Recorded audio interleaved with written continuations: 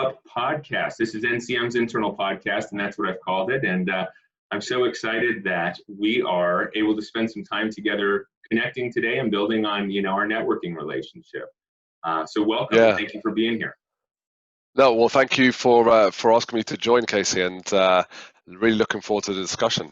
Yeah, well, great. Me too. And, when we were setting up our conversations for this, I know that we've got a lot to cover. So for the learners who are tuning into this, apologies if we're coming at you pretty quickly, but we've got a really, really, unique perspective on the sales world and a proven leader in sales training here. And so I wanted to pick his brain for as much as I can in the hour.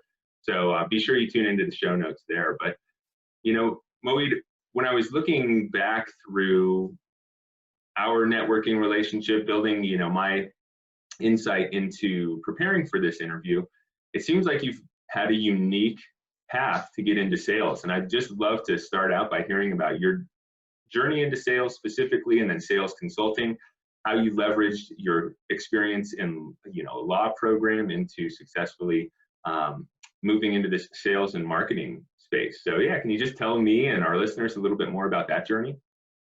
Sure, Casey. Yeah, that's a journey that spans 20 years. So I'm going to try and condense it as much as possible. Right. I actually started in neuroscience. So I graduated in neuroscience at university, what you call college in America, and I entered neuroscience because I had an affinity for sciences in school. I did it very well at them, and I wasn't sure what it was I wanted to do. But when I looked at my own research, I realized that everything in terms of the society that we live in was created through us, right? It was an idea or thought in our minds. And that got me to want to learn more about the brain and the nervous system, because the way that is structured and the way that it behaves clearly has something to do with how we've created the ideas and therefore the society that we live in. Right. So I knew if that would be the most interesting for me, because it seems to be the source of everything.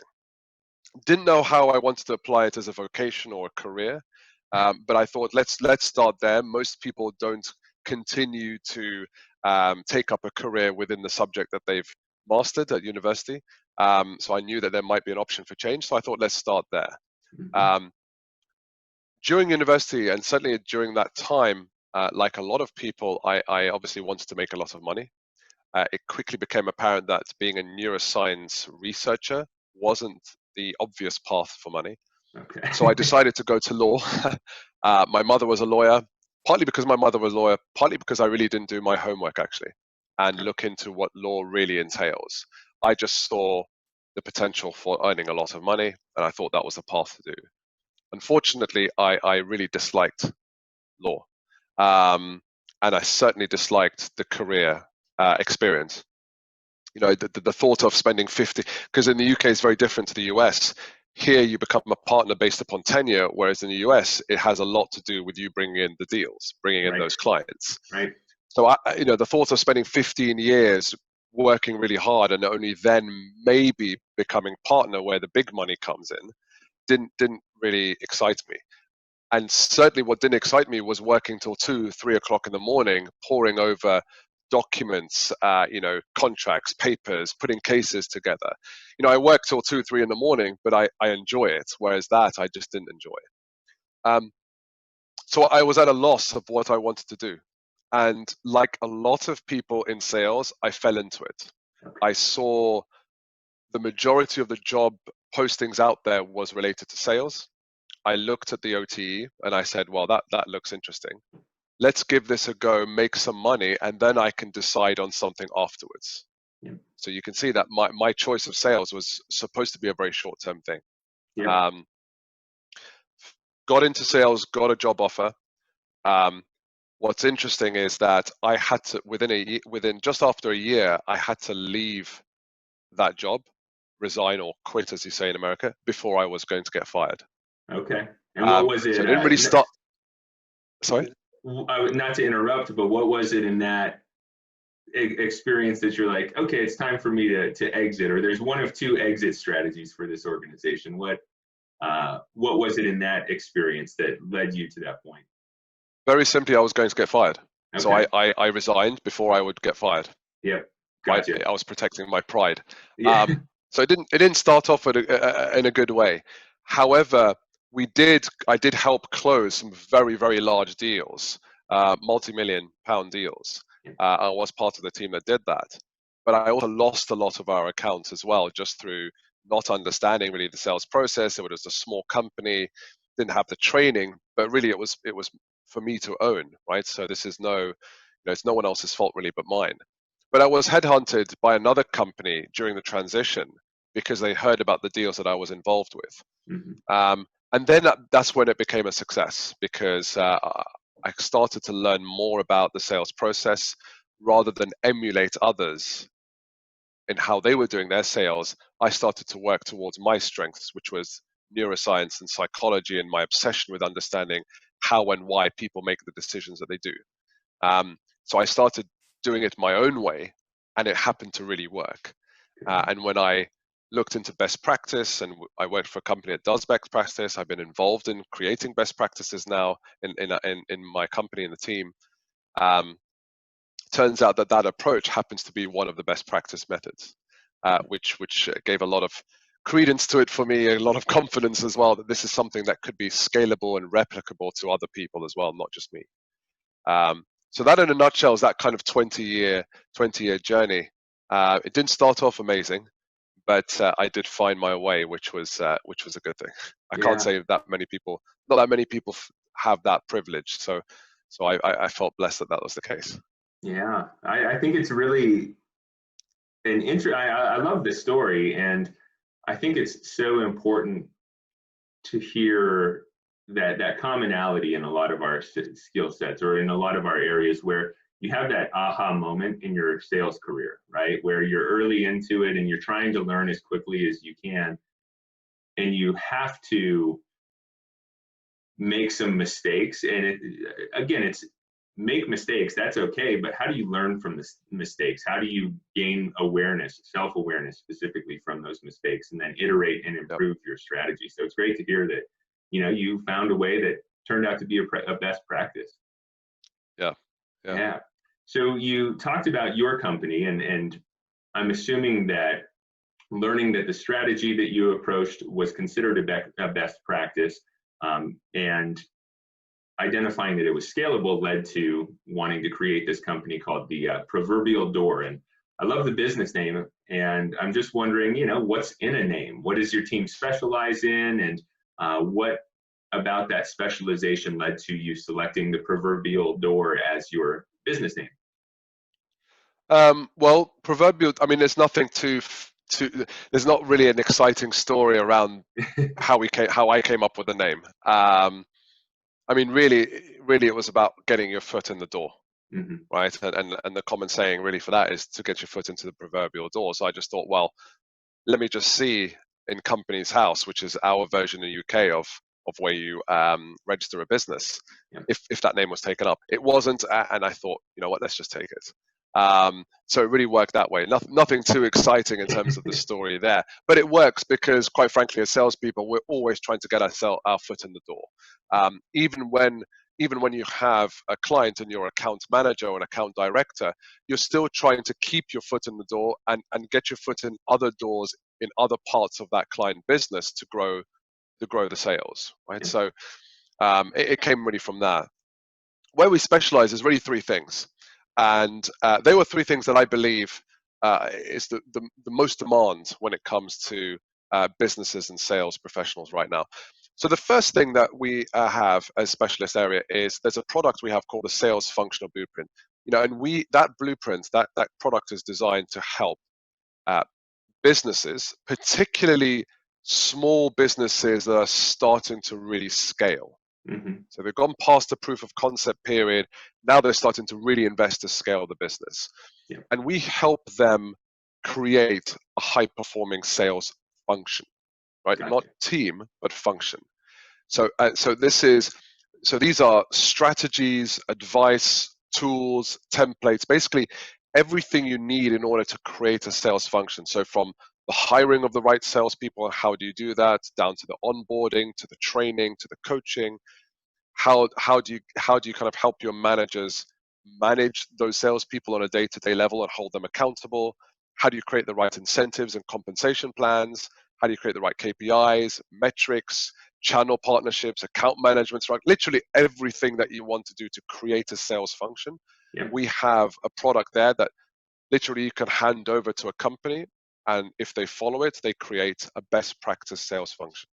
Okay. So that's the first specialist area. It's really designed for scale-up businesses, although we do have large businesses, up to $500 million, for example, in annual revenue that would use that because they're trying to fine-tune some of their infrastructure and sales. Yeah. So that's the first one. The second thing that we do is that we help develop salespeople into high performers. And where we especially work is very well is within the services businesses where they sell quite complex solutions. Yep. So think about your legal services companies, your management consultants, your SaaS, your software and technology businesses where there's a large element of service component in there.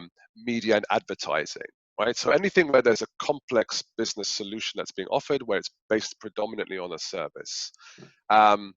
And the specialism there is that we cover the full spectrum of sales, of the sales process. You have people that are specialists in prospecting or specialists in negotiations and closing, specialists in terms of maybe the discovery section. We have data, best practices, and experience across the whole gamut of the sales process. And that's really important because they're all interrelated with each other. If you learn some great things around discovery or questioning, diagnosis, or however you want to call it, actually those skills will serve you incredibly well when it comes to the negotiation and the closing point element. Yep. Right. So we found that best practice, the way you ask questions during that later stages, is actually far better than just being brute force in terms of closing. Similarly, what you learn from the account management, there's a huge amount that a new business person can learn from the account management side. So the insights and learning the way that the buyers buy is of huge value to the new business person, and they can learn a lot from that process. And vice versa. Account managers who are trying to grow their client spend can learn a lot from some of the processes and maybe even the approach that new business people do, and they can bring that to their own client interactions as well. So we really work with services companies across the whole spectrum of the sales process, and we give a lot of training there. Yeah. The final area, the third area, and this is probably where we really do set ourselves apart, is the psychology. So what I mean by that is two parts. There's the seller psychology. So we have strategies, tools, techniques that help sellers radically shift their psychology within a few seconds, but we also help them create a shift in their psychology blueprint. Okay. So literally kind of rewiring that mindset and psychology so that they become and approach their sales interactions in the right way for the long term. Right. But then we also teach about the buyer psychology. Right? How and why do they make the decisions that they do? What are the emotional components when it comes to the way that they make decisions, certainly in purchasing behaviors? Yeah. Stakeholder management and alignment, like how do you deal with that? So, so we talk a lot about the buyer psychology, and we have two separate training programs for that. So those are really the three areas that we specialize in a business. The sales functional blueprint to create a high-performing function, the training across the whole spectrum if you're a services business, and the psychology elements, so learning about how to manage your own psychology as well as understand the buyer psychology and what are their profiles in terms of as a person and their buyer behavior as well. Yeah, I love that. And it's something that, aligns very closely with how I try to approach our sales as well. And I jotted a note down when you were talking about the second specialty and understanding or how you build your skill set in discovery or in the business discovery phase, how that can then lead to renewals. And this goes back to, I think, one of Cialdini's principles of influence, and you were talking about figuring out why people react the way they are. So I assume you're familiar with Cialdini's book, Yes. Influence. Yeah. And that's what we've talked about with our sellers is if you're looking to renew a client, you almost have to look back at how you open your prospecting conversation to set the tone of renewal, because whatever they say yes to in the initial prospecting as you're looking to get your foot into the door, you have to be consistent and you have to build your trust and credibility in line with that. And when you're getting ready to negotiate and close, if you have an understanding of what the buyer's needs are, it's really hard when you say, well, because you've told me all of these things are important to you, this is why I'm recognizing for that. When they're in that point where they're like, well, those aren't important, they're either going to have to say those aren't important to me anymore, or yes, they're important, but we don't have the budget. It's a different type of conversation when you can leverage that consistency into it. So I think it's great hearing that perspective of it. And I think it's a great segue to our first, formal question in here, because I was looking back again at our networking history that stemmed from a LinkedIn group discussion. And one of the group members there was asking a question about the importance of psychology in sales. And I, again, am a big proponent of Cialdini's book, Influence. And I know that we found some commonality in that book recommendation in the comments thread there. So with your neuroscience background, with a specialization that focuses on the psychology of sales, both seller and buyer side, what have you found about the relationship between understanding psychology and a successful career in sales? Because I've started to hear more coaches talking more about investing in basic human psychology and neuroscience if you really want to grow your sales to the next level. So what's the relationship you found?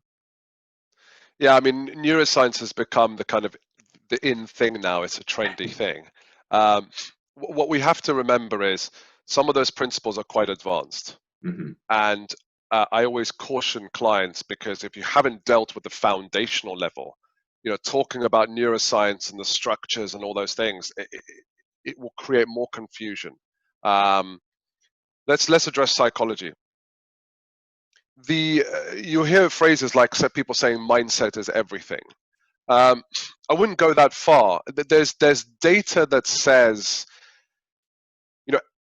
80%. So 80%. Sorry, success is down to two things. 80% is psychology, your mindset. 20% is your skill. All that data comes from research that I personally don't feel is robust enough yet. There's still a lot of work to be done there. However, what we can take from that very clearly, actually, is that the majority of your success is down to your mindset and how you control it and understand it. And the minority is skills. Doesn't mean that skills and knowledge isn't important. It's just that if you don't have the right mindset, you're not going to be able to apply that knowledge and skill in the right way under the right circumstances and opportunities. It's like people saying knowledge is power. Absolutely, that's not true, actually. Knowledge is potential power, right? If you have all that information and knowledge in your head, unless you bring it to bear into the outside world, unless you apply it in the right way, it means nothing, right? So it's how you apply it. And psychology is the biggest channel for you how to apply it. Let's take the situation in COVID and what's going on around the world right now. Yeah. Salespeople are being exposed to huge amounts of extremities, right? They're being fed daily doses of fear and anxiety by the news and the media, right? You are hearing from your peers and colleagues and even your clients who are selling to you why they can't buy and why this is a tough time right now. There are salespeople that I talk to, and when I train them, they're getting to the later stage of the sales process only to experience that their buyer is either being furloughed or is being let go. Right? And even back in 2008 crisis, it was certainly not to that extent. Right? You're hearing people that are just constantly giving you no's. Right? We come out of a lockdown only for certain countries like the UK, for example, who are going back into it again. That has a huge impact on your psychology. right? And the way that you view the world. And there are some serious peaks and troughs going on here. That is going to affect how you go to your next call. Now, we all know that the training that salespeople are given is don't let your no's affect your next conversation. Right. Even under the Right. best of times, that's very hard to apply. Now it almost feels like an insurmountable climb and a hill, right? How you condition yourself to do a few things like view those circumstances and therefore the perception and the conclusions you come to. How you train yourself to not let it impact you as much as it should. Right. Will determine how you present yourself to your buyers and to the world and internally. Put it this way, psychology, the right psychology will enable you to present the best version of yourself in every interaction. Yeah. And that is the idea for this. There is also another side to psychology, which is the buyers themselves. And I'm sure we're going to get onto this in a later conversation. I have a feeling you might ask this. But your buyers are going through their own storm, Right. right? Right. And what's interesting, what's different, actually, not interesting, what's different here is not only are they worried about their income, they're worried about the health and safety of themselves and their loved ones. That's a very big deal, right? So how their tolerance for accepting what you're saying and your approach is far lower than what it was before. So you've got to really understand the psychology of what your buyers are going through, right? We're under a lot of pressure from our sales leaders to keep making calls, keep having those interactions, and under that pressure, you revert to your natural nature, and a lot of salespeople's natural nature is to be that driver, to just basically push through. But your buyers are just not going to accept that. They're not going to appreciate that. So and that has a lot to do with your psychology, because under that pressure, your psychology just shifts to basically doing the direct line thing. But your buyers are not open to that. So understanding what your buyers are going through, and adapting your approach to that, and just being sensitive towards that, right? Is a very important thing right now, particularly because of the nature of what we're going through, and not just COVID, but the recession that's come out of it. And let's face it, it is, right? Yeah. Which means that people are behaving in very different ways.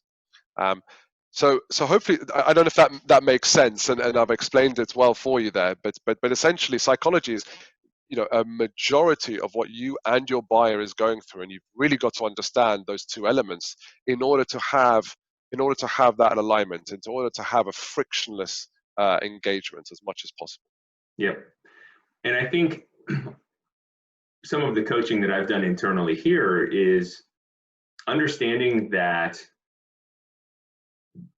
is when you're working with your buyers, and when you can acknowledge this shift in buyer psychology right now, and you can be sensitive and empathetic to that actually becomes a differentiator in oversaturated competitive marketplaces.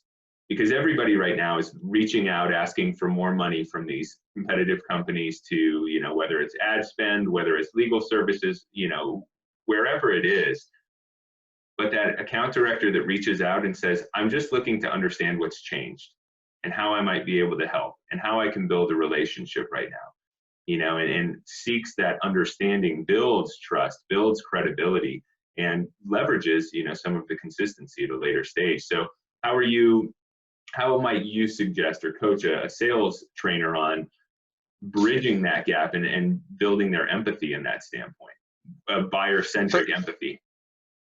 Yeah, so let's start with the first element is, you got to remember that they're human beings at the end of the day. Yep. Right? They, like I said, they're going through their own problems. You've got to understand those problems right now. So if you haven't done your homework, there's no space for that. You've got to do your homework. And what I mean by that is a few things. Number one, the way that they buy, their purchasing habits as an individual as well as a company, right? So one of the things I train about is when you talk about buyer behavior, it's not just the individual buyer behavior. The company, the corporation has its own buying culture, right? That's radically changed. Yep.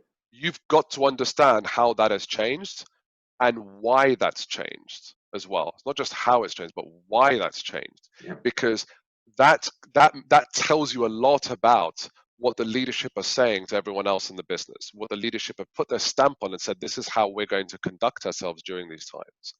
So understanding buyer behavior is really important. You've got to do your homework. And here's why.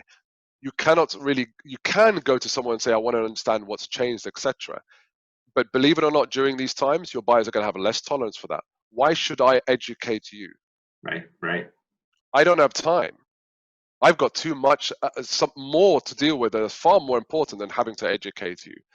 So sellers have to come with robust hypotheses, theories, things like that. It doesn't have to be accurate, but you've got to show that you have done your homework and that you have, in a reasonable way, made some deductions as to what this situation is going to be. What they're facing.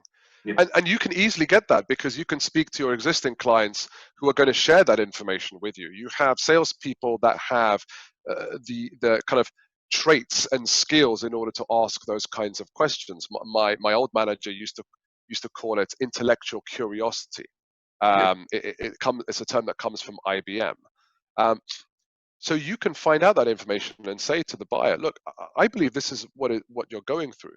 And how this is going to play out for you is that in the next 12 to 18 months, these are probably the kinds of challenges that you're facing. These are the hurdles. These are the real difficulties that you're going through right now. Before we go any further, I just want to understand it. Is that something you really are facing, right? And how is that going to play out for you? And you'll be really surprised how that really opens up the conversation, because suddenly the buyer now thinks, I'm talking to a professional. I am talking to someone that has the courtesy to research about me rather than actually insult me and my time by expecting that I'm just going to give them that information and do their homework for them. So there's a very deep-seated human element there.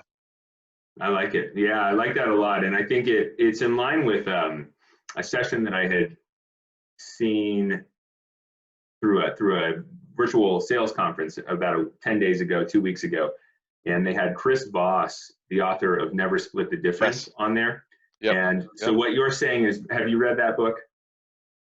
Yes. Yeah, so it's very in line with something that he mentions in there is, from a negotiation standpoint, what you're looking to get the person to say is either, yes, that's right, this is what we're up against, or on the flip side, no, but let me correct you and tell you what we're up against. And he said, people love correcting others, it's because they feel like they're adding value. But if you can also get somebody to say, yes, that's right, that's the challenge, you move them into that mode that you're talking about, which is, this is a credible person who understands my business and is going to help me address this crisis that we're into. So yeah, that's really great insight there. Yeah, and there's a lot of other elements that's important, especially during these times. But one of the main ones is you've got to do your homework. Got to do your homework about the person you're talking to, and there are various levels of the homework that you need to do, and maybe we can get into that later on. But certainly do your homework so that you're a business professional, not just a sales professional. Even in negotiations, for example, I basically think about what scenario is going to happen in this discussion, all the possible scenarios and possible discussion points that this buyer is going to take me down, and what is my response going to be. So not only do I plan what that response needs to be and what the possible scenarios are, I practice it relentlessly before my call so that it sounds not just professional and smooth, but it gives me confidence because I've practiced it and I can articulate it in a clear and insightful way. So even that element, you've got to do your homework, right? You can't just rock up and expect to wing it. Buyers have had more experience buying than the average seller has experience selling. Yep. So a lot of salespeople seem to forget that, right? But the average buyer has far more experience buying. They're far more savvy than you are at this stuff. So you've got to do your homework, right? Don't insult them by almost kind of turning up without caring, if that makes sense. You've got to know what you're doing, and you've got to do the research, do your homework, come prepared. Yep. Yeah, I love that, and it's so in line with what I've often referred to as table stakes, right? So Yep. what do you now need to show up to buy into the game, to be invited into the game? If we're thinking about this as the metaphorical poker table, what are now the table stakes, and they've shifted. You mentioned in that discussion that this recession is different than the recession that we experienced in 2008. And I know back in '08 you were working more as a direct seller, and Yes. you were, and it's not to say that you aren't now. Obviously you're selling consulting services, but you were an in-house direct seller for another company. And we're having a great Q1, Q2, and I found a lot of parallel to what some of our teams sellers may be going through, where they had a great 2019, Q1 of 2020 was looking big. We had huge movies, and then boom, global pandemic sets in. So what did you learn from that '08 that now with hindsight you're looking back on and saying, gosh, thank goodness I learned that, and here's how I'm adopting those lessons, and here's how some other sales professionals may learn from those lessons as well? Yeah, that's a really good question, Casey. The first thing, no surprise, we've talked about already, is mindset. Yep. Really important for all the reasons that I spoke about before. What was interesting is during that time, the sales leadership and even the business leadership were incessantly, their coaching and communication to us was less about skills, but it was more about mindset, propping us up, telling us that the situation is actually not that bad. There's money to be had in different places. You just got to shift how you view things. And I was wondering at the time, why are they doing that? Surely they should be telling us about skills and things like that. But actually, we had all the skills. We've had all the training. We know what we're doing. Otherwise, we wouldn't have been successful before. What's changed is how we view what's the situation that's happened. So mindset is really important, and one of the things I recommend people is stop watching the news. Yeah. I know that sounds really weird, because then you will say, well, how am I informed? Let's face it, the news is not necessarily really there to inform you. Not all, and I'm talking about the mainstream news channels and things like that. They are designed to keep your attention, and one of the biggest tools they use to keep your attention is shock and awe, Right. and sensationalism. Yep. So I'm not saying stop watching the news, period. What I'm saying is stand guard at the door of your mind. Be aware of what channels you are watching, and learn how to skim some of those headlines when you're reading newspapers or whatever it might be, because you've got to understand what headlines are giving you the pulse of what's going on, and which articles you should be digging deeper into, because they are now actually informative rather than sensational. Right. So really stand guard at the door of your mind. Be cognizant of what's going in and how that may affect you. For example, a lot of this information out there in COVID and the environment right now, a lot of people believe that budgets are now tight. Budgets have been restricted in big ways. Actually, that's not really true, right? Because the market is being flooded with trillions of dollars. How that's being allocated is a different thing. But if you think about it, at the beginning of the year when COVID hit, we'd already gone almost towards the end of Q1. So budgets had already been allocated. What's changed is how they've decided their decisions on how they're going to spend that budget. Yep. Right? So the money is there. It's just that it's being reprioritized. So now the question is, well, how do I A, understand what those priorities are, B, why have they been selected as those priorities, and C, how do I now align myself to those priorities and show that we can actually help them deliver on those priorities. Yep. Right? So it's less about the fact that, and if you watch the news and if you listen to the rhetoric out there, it's very understandable that you're going to think that there's no money out there, but that's not true. Right. So that's the first thing that I learned from there. The second thing, and we've talked about this, is buyer behavior. Now is the time to get really, really clear on how your buyers' purchasing habits are shifting. And there are so many different levels for that. The channel in which they buy things is shifting. The why that they're buying things is shifting. How they're buying things has shifted. Like more stakeholders and things like that. Yep. The reasons for what they're buying has now shifted. Even the application of how they're buying things is being shifted, right? So where is it going to in the business, right? How are those discussions being had, etc. Now is the time for sellers to get crystal clear on what those buying behaviors are, how they're changing and why they're changing, because you need to now know how that's going to apply to your sales process. Yep. So we spent a lot of time as a business and as individuals understanding what that was and sharing that with the rest of the team so that everyone else benefits in the process as well. And there are so many resources by which you can do that, which we can get onto later on if you want. That also leads to the next thing, which is if you're not adapting your sales process right now, you're going to be left behind. Mm-hmm. Recessions have a tendency to identify waste. And if your sales, in good times, your sales process, certain elements of your sales process that may have been suboptimal would have been okay because people are more lenient, they're willing to give you a shot, etc. Now it's brutal in terms of the decisions, and those tolerance levels are lower. So you've got to really do some self-reflection and work with your manager and your stakeholders and yourself in terms of that self-reflection to understand what parts of my sales activities and process and skills are suboptimal, how important are they to that new buyer behavior dynamic, and how do I now quickly kind of elevate those suboptimal areas? How do I quickly develop them? So Yep. you've got to really do some self-reflection there. Is that the third thing? Yeah, that was Fourth thing 3. now? Yeah. That's it? Yep. So fourth thing, you talked about table stakes. So I'll give you one table stake, value proposition and ROI. In good times, you could have had a slightly loose value proposition and ROI.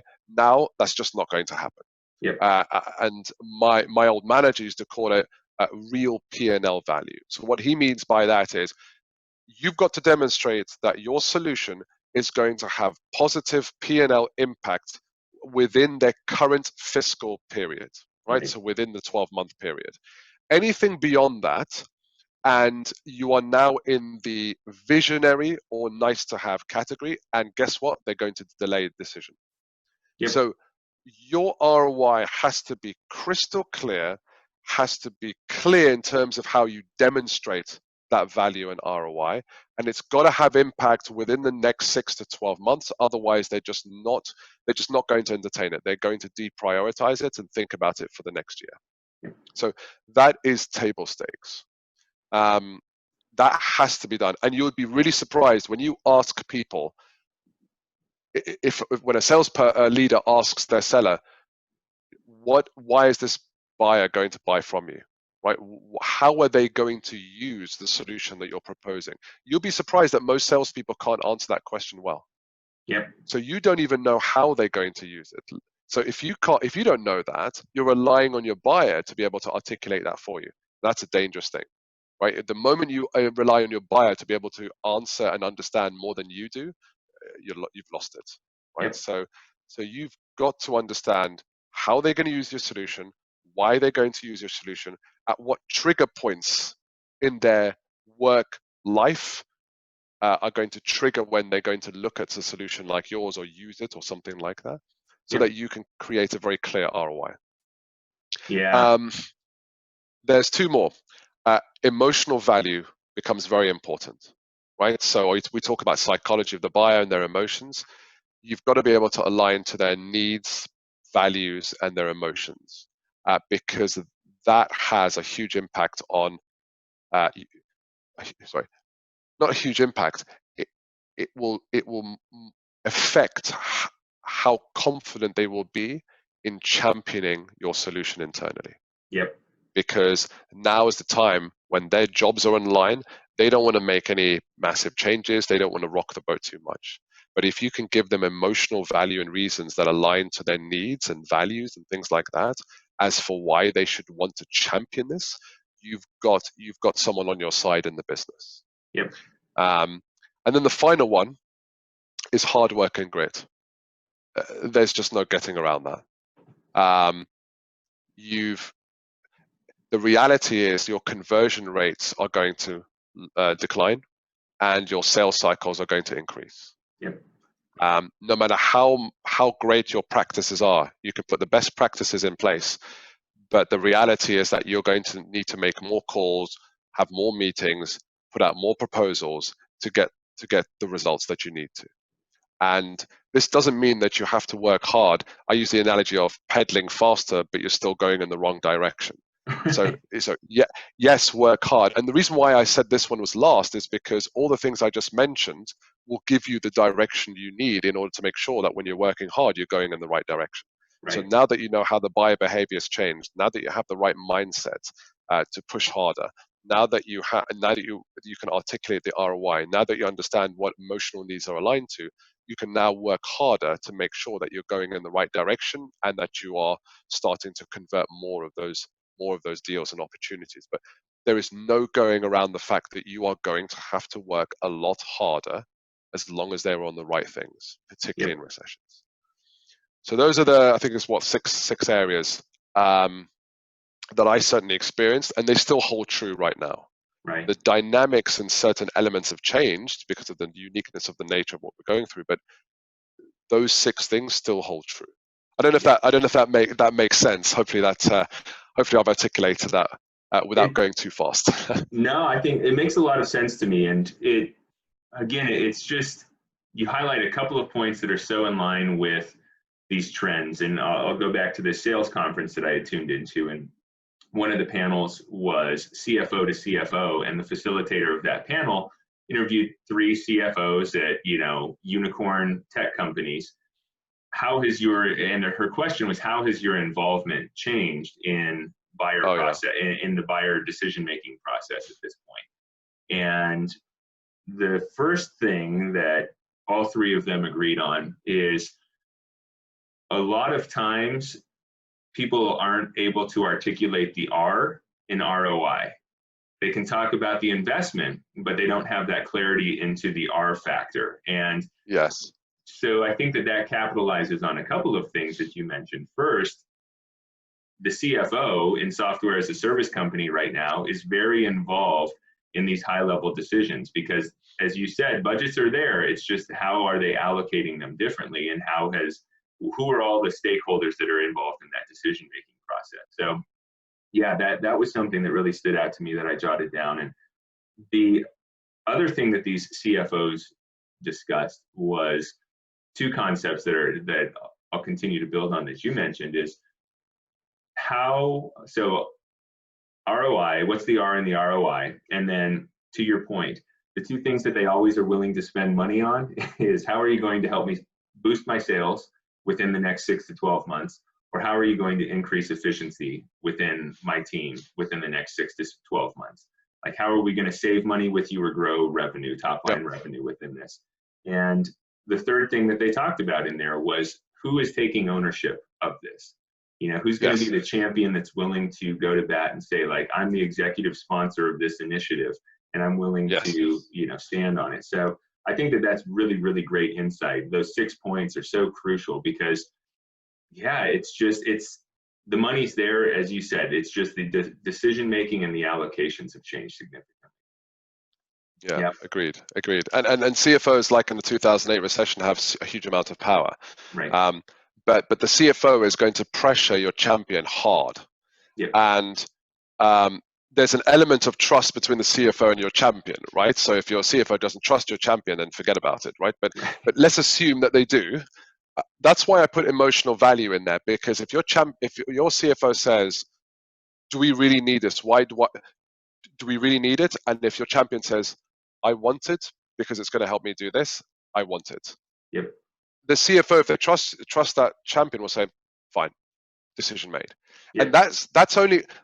I'm not saying that's not going to come from ROI. Yes, that will, but that extra level of "I want it," and here are the reasons why, will mostly come from the emotional element. Because if you're aligned to that, And by emotional, I mean, if you have a buyer who is very ambitious and therefore wants to make some improvements in the business, if your solution is innovative and seen as innovative in that way, and it's going to take them forward and it's going to raise their profile, and they become, they become the next CEO, for example. Right. Great. But if you come across, a buyer who's very conservative in nature and is really looking to protect him or herself and not really make too many moves and too many waves, you coming in and saying this is innovative and it's going to do that, they're just going to hear that as that's high risk, Right. right? So if you're not aligned to their needs as well, which is about either certainty or growth or love and connection or any of those things, then they're not going to really feel confident in championing you. Yeah. So what you described is absolutely on point. Then there's the element of the emotion that's very, very important in that. Yeah, that's good stuff. That's really, really good stuff. Well, I know that we're getting close to our time, and I know that you're a busy guy, Sure. and so I like to be respectful of that, but also close with a couple of rapid fire questions, and I'm hoping that Sure. we can dive into each of those as we look to wrap up here. So, Yeah. you highlighted to open this conversation, your 20-year career into sales and your journey into sales. And I'm wondering, as you look back on that, what is the best piece of sales advice that you've received in your career, and how has it driven your activities moving forward? Yeah, that's a good question. I think the best one that I received was really simple, but I think the reason why it was best for me is the way I interpreted it and then applied it, which is that sales is a contact sport. Mm-hmm. Now, when this person was telling me about that, what he meant was that, if you don't have the activity and if you don't conduct the activities, you're not going to get results. That in itself is very powerful, and I think we as salespeople sometimes forget that, or at least there's some that do that. We learn all the knowledge, we do all those things, but unless we have that contact with the buyer and the market, there's no feedback and there's no value being returned, and we're not getting the results. Yep. So that's why I talked about grit and hard work, because in this situation, your contact has to be even more frequent, right? Yep. And it's got to be in some way, it's got to be harder. And I don't mean hard in terms of aggression, I mean harder in terms of impact, right? Positive. But I interpret that a lot further. And I thought, and I applied it in the sense that I have to have contact, and more frequent contact and more meaningful contact with every element that's going to enhance my sales interactions. So if I'm not having contact with, the articles that I need to read, if I'm not having contact with the insights and data that I need about my buyers, if I'm not having contact about learning more about the industry of the buyer that I'm selling into and understanding that, if I don't have more contact about understanding the role of that buyer and how they are being incentivized, measured, and rewarded by their CEO, for example. Yep. If I'm not having contact with my internal stakeholders, like my product team, for example, to understand, more about the product, more about how that's going to impact and help my buyer. If I don't have more, I don't know, contact with the stakeholders. I'm not saying you have to have more contact with more stakeholders, because there's best practice that says otherwise. But if I don't have contact with the right stakeholders in the buyer side, then I'm not going to be able to create that profitable deal, and a deal that everyone's happy with. So I took it as a lot further, which is, am I having contact with the right things, Right. all the right things that help towards improving me as a person, therefore my sales effectiveness? And am I having enough frequency in terms of that contact as well? So for me, that was the best piece of advice that I received. I interpreted it a lot wider, but I think that's why it was so powerful for me. Hopefully Yeah. that makes sense. I think it makes a lot of sense. And it goes back to, I think, interpreting metrics, this idea of what are the metrics. So the easy metric is, Moeed, sales is a contact sport. So smile and dial and pick up the phone and drum up a lot of activity in this very specific number that's just outbound cold outreach. Yep. The way that you interpreted it is I'm going to build contact with all of these things so that those outreach metrics are more effective.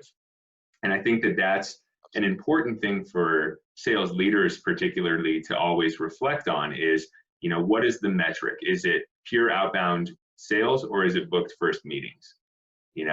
Because if I'm the seller and you're telling me it's got to be 200 calls and I've got a, 10% first meeting that comes out of that, or I have like a 40% first meeting that comes out and I can make less calls for that, the metrics speak for themselves. And so I think that that's a really cool, that's a cool interpretation of how we apply the right metrics and the right activities to a very what could be number focused interpretation. Yeah, and if you think the category, I mean, there's quantity of contact. Yep. There's also quality of contact, and what I mean by that is exactly as you say. I'm not saying that you should have less calls, right? Obviously, and you didn't say that either, right? You use the conversion rate element, which is really important and key. But am I having enough of that contact, which is quantity, but am I doing all the right things to be able to convert the quality of those calls as well and improve that quality? So I can make 200 calls, but if I'm doing it towards the wrong companies, then I'm just wasting my time and my energy and my effort. However, if I put a little bit of contact into understanding the quality element, which is how do I identify the right types of buyers, what are the trigger points that will make them more amenable and susceptible to hearing me out, what are the things that I should be saying to them that's going to convert them, that is going to have far more impact than if I just bang, bang, bang, bang, bang calls without really wanting to learn and understand. Am I going in that? It's that whole direction versus pedaling harder again, right? Right. So that exactly as you say, that's how I interpreted it. Yeah. Yeah, that's great. I love it. So one of the pieces of advice that I received when I stepped into this more internal consultant role here at NCM came from a mentor that I looked up to, and he said, if you want to be a leader, you'd better be a reader.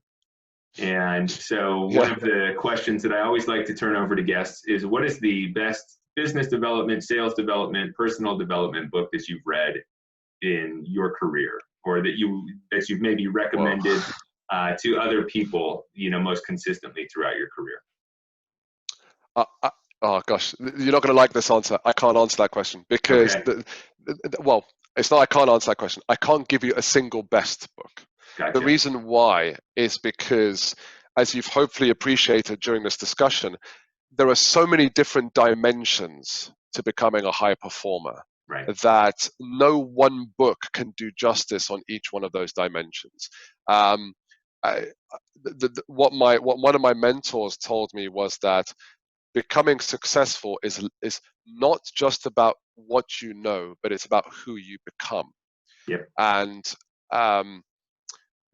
what I can give you a list of 10 books very quickly if you want. Sure. Right. Yeah. That cover. I have a huge number of books. I read a book a week. Wow.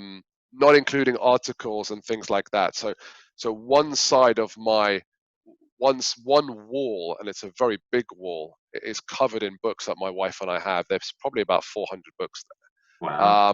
I haven't read through all of them, but I can give you the top 10.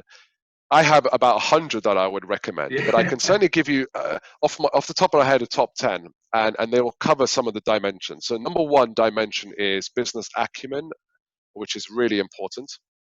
In fact, it's one of the differentiators for high performers.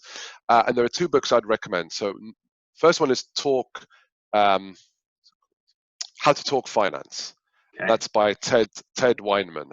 So we can provide references in the notes if you wish. Absolutely. We can talk about that afterwards. So How to Talk Finance, and the second one is Seeing the Big Picture by Kevin Cope. You can't be a business person if you cannot speak the language of business, and language of business is finance. Yep. So you need to understand, all the different elements, right? What goes into revenue, what goes into profit, what's the difference between the EBITDA, how do you calculate, cash, etc., and things like that. What does that mean as well to the nature of the business and the way it conducts itself, right? So that's really important. The other book is, and there are two of them, The Challenger Sale and The Challenger Customer. I'm slightly biased because I was a sales leader, commercial director in the company that created that book, and one of the co-authors is my mentor. But the reason why I mention them is it's still considered one of the top 10 sales books of all time, those two. The Challenger Sale and the Challenger Customer are about complex sales dynamics. The Challenger Sale is about what is the marker of a high-performance salesperson, even during recession times. It's one of the very few books that had such a large piece of research about what it takes to be successful as a seller, even in recessions. So they conducted the research during and a few years after the recession to see, do those skills and profiles still hold true during tough times? And then the other one is the Challenger Customer, which is more from the customer's perspective. What is their buying process like? What's the stakeholder dynamic? How do you identify the right stakeholders? Things like that. And that's by Matt Dixon and Brent Adamson. The fourth book is Mastery by Robert Greene. There's too many dabblers in this world right now and very few masters. And if you want to be a high performer, you need to learn how to be a master. And he talks about a lot of experiences and examples about masters and what they do. 5 is 7 Habits. I would say 7 Habits of Highly Effective People, very well-known book by Stephen Covey.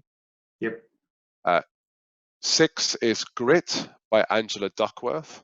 So that's the grit and hard work, and she is regarded as the world leader in the science of grit. Number 7 is Mindset by Dr. Carol Dweck. So this is about growth mindset versus fixed mindset.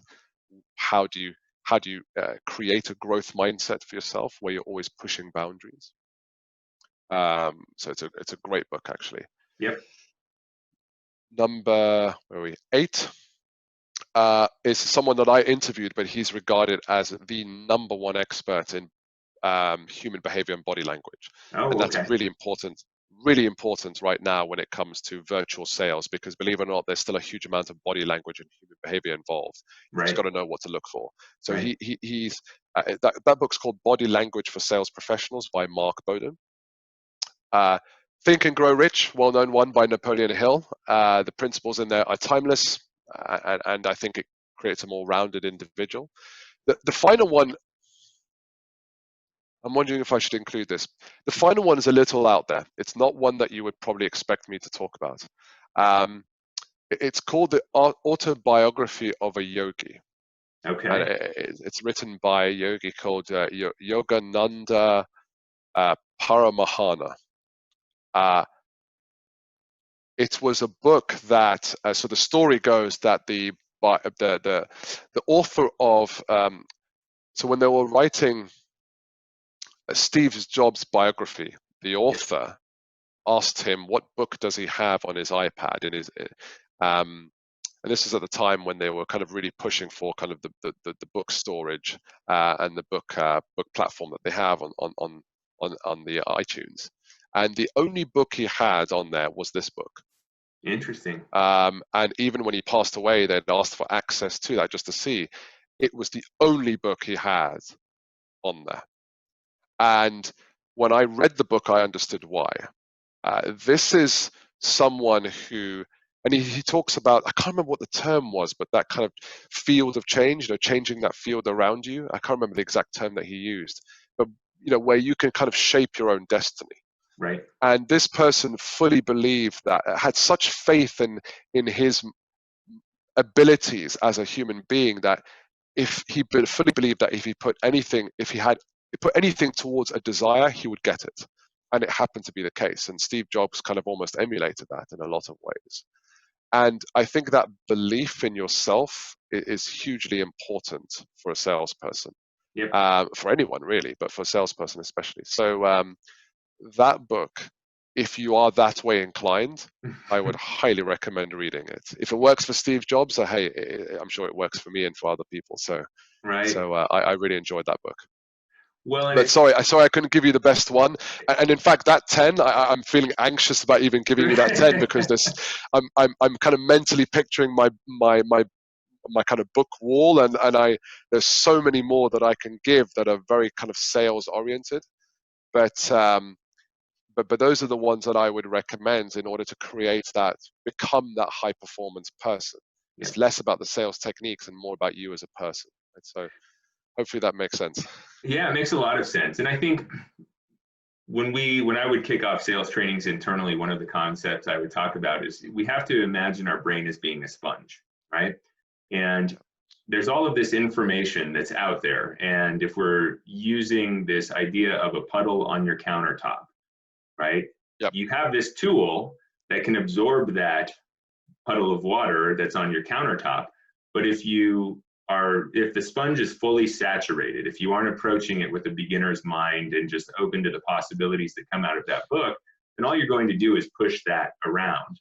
And I think that's why to the point you're making, if I'm interpreting it correctly, is that's why it's so hard to recommend one book, because in each of those, you get something that changes a paradigm, or shifts a perspective just enough. And what you're able to say is like, oh, I need to absorb that. So I'm going to wring a little bit out of my sponge over here, absorb that, figure out how I can reflect on it and, adapt that style. And from my own experience, I love the recommendation of, the Autobiography of a Yogi. Am I remembering the title correctly? Yes, yes, correct. Yeah.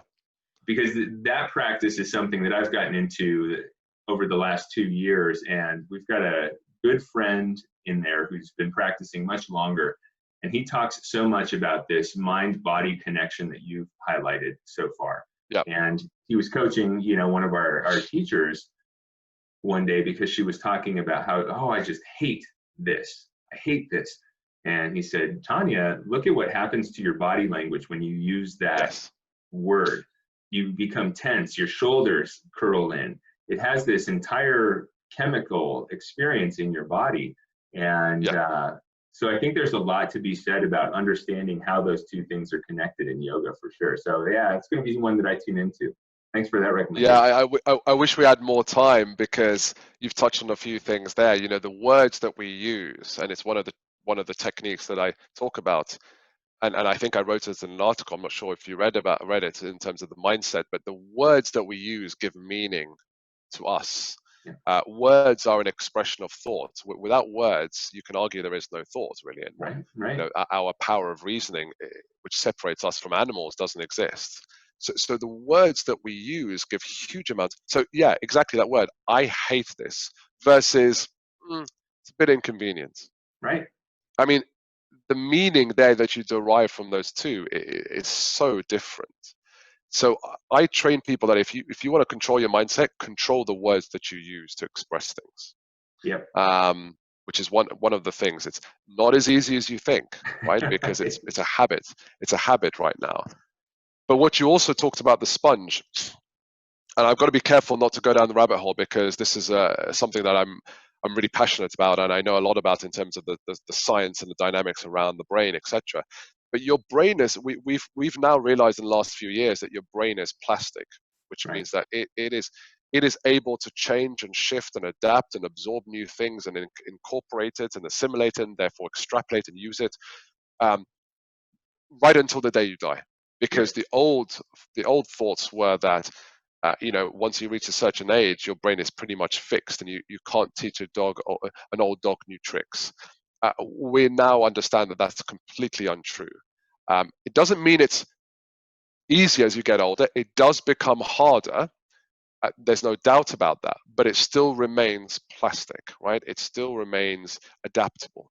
Yeah. So what you say is absolutely true. There's a science behind that that now proves that that's the case, where you can learn new things. The question is your desire and will, and and whether you understand and see the value of that, right? Yeah. Which is why when someone says, "Well, I've been in sales too long, I can't change," I'm like, "That's absolute rubbish. You can absolutely change and that's why I recommended that book, Mindset by Carol Dweck, because she talks about that a huge amount. Yeah. That's the difference between a growth mindset versus a fixed mindset. Growth mindset understands that you can change and you can learn new things and you can apply it, and it's the way you think about it and use it and the words that you use, versus a fixed mindset where they don't see a path forward and they don't see the need for change. I love it. Well, again, I think I have gotten so much valuable information from your time here, but I'm sure that there's going to be a lot of interest coming from, you know, the listeners in our organization. So I know that you're posting I hope pretty so, yeah. actively on LinkedIn, and I know that you've got a great, you know, blog that you've set up on the Proverbial Doors website there. Are there other places where people can tune in to gather nuggets of advice or insight and you know, continue to garner your perspectives that you would want learners to be aware of, or listeners to be Yeah, aware so of? the main one, as you said, proverbialdoor.com. There's a ton of stuff there. And on LinkedIn, you know, I'm posting quite a few things. YouTube has some of the videos as well. And you're going to start to see more videos from me, and they will be bite-sized, 5 minutes to maybe 15 minutes of some of the things that I'm seeing out there and some of the recommendations and advice that I'll be giving. So those I would say those are the three main that I can think of, because Twitter has everything that's on LinkedIn, etc. So those are the three main sources that if you want to learn more about me and what we do, but especially kind of read some of the articles and advice that we freely give out there. Yeah, those are the three main areas. So website, YouTube, LinkedIn. Perfect. And I'll be sure to link to each of those in the show notes that we post here as well. So, Thank you. Yeah. yeah, I have loved this conversation, Moeed. It's been really, really insightful. I can't wait to go back and listen to it again and, you know, continue to expand on my notes and everything. So I certainly appreciate you giving your My time and pleasure. your sharing your perspectives with this. It's been great. My pleasure, and I hope your colleagues and the listeners get a lot of value from this. There's obviously a lot more detail we can go into, Right. but they should get a lot of value from this. And I've certainly enjoyed this interview and session. You're a really good host, and you ask some great questions. So thank you for that. Yeah, well, thank you very much. And I'll bid you a great day and look forward to connecting again soon. My pleasure, and I look forward to connecting again as well. So have a great day, Casey. Thank All you. right. Thank you. You too. Take care. Bye bye.